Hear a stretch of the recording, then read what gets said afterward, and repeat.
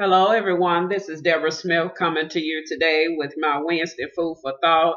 I know you just saw me in this outfit. I did a couple of videos while I'm still dressed, so because I had to go out earlier today. So I'm coming to you with my Wednesday food for thought. I know that the kids everywhere is going back to school. This is school time, and the kids are going back to college as well. So I thought I would do a quote on children for the next couple of weeks. Starting today, my quote is: "Children close their ears to advice, but they open their eyes to example." I'll read that again. Children close their ears to advice, but they open their eyes to examples. And this is a very true quote and powerful. And I think a lot of people and parents don't really think about this. Children really never listen too much. We might have a few children that actually listen to us, but most children don't listen to advice. They live their lives by the example of what they see, what you do. You know, a lot of parents wonder, well, why did my child go this way? Why did they turn out this way? But we have to think back, and we can't always blame ourselves because people and children going to do what they want to do. But a lot of times, the Lord put us over children to instruct them and guide them in the right way.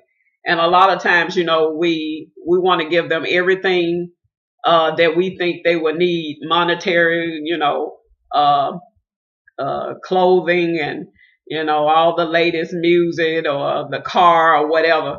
But we have to think back, what's going to really help them to be the person they need to be. We need to build a foundation with Jesus. A lot of times we never teach our children any scriptures. We don't take them to church.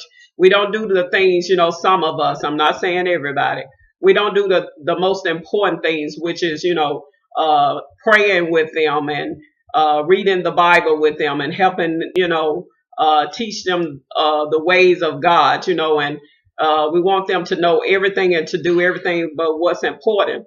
And then we as parents don't be the example. We don't be doing the right things all the time in front of them, sometimes we let them see us, in the worst way doing the worst things, if you want them to be a productive young adult, then you need to present yourself in that way. Because believe it or not, our children are watching us, and they do what they see their parents do most of the time.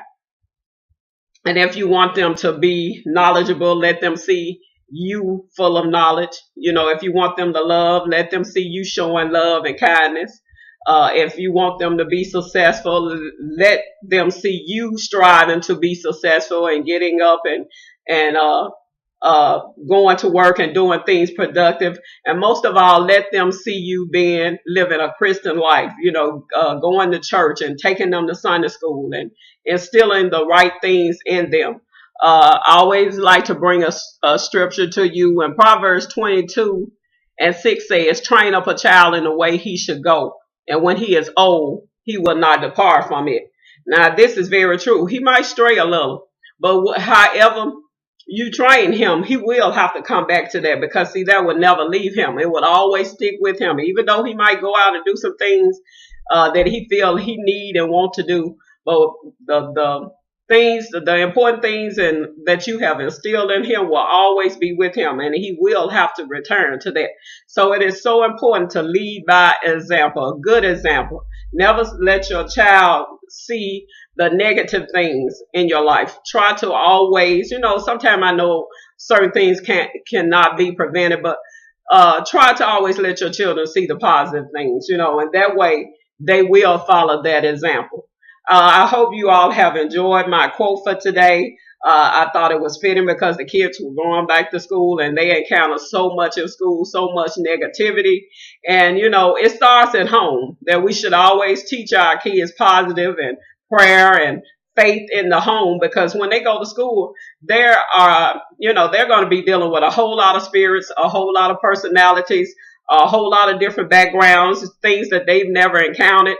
So, you have to put that positive and have that good example for them, so they'll know how to handle themselves and what, when they come up against things that they're not familiar with, that they can deal with it.